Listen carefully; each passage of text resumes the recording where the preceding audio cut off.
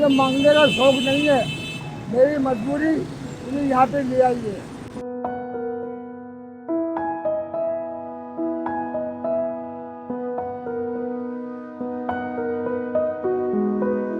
मेरा नाम मदर अली है।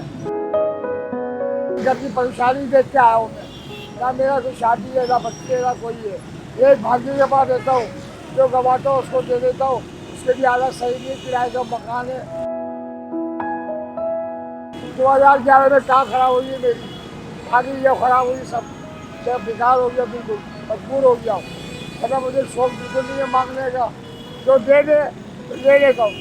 पता कभी हाथ नहीं पिलाया, लेकिन मजबूरी लाई है रोड पे। बीमार हो गया था, टाइफाइड हो गया था। ना मेरी बहन है ना भाई है, सबका बेकार हो गया। एक भाईजा है, वो भी सुपेरा भाईजा है, जिसके मैं रह रहा हूँ। बस जो दरिया डाल दरिया चला रहा है, चला रहे हैं। मैं चाहता कोई फैसिलिटी मिल जाए, कोई कारोबार कर लूँ, मैं अपना शेड्यूल खोल लूँ बड़ा। इतने पैसे आ जाए, एक सेटअप लेके बैठ जाऊँ। भाई गरीबी है, गरीब रहेंगे, गरीबी मारेंगे।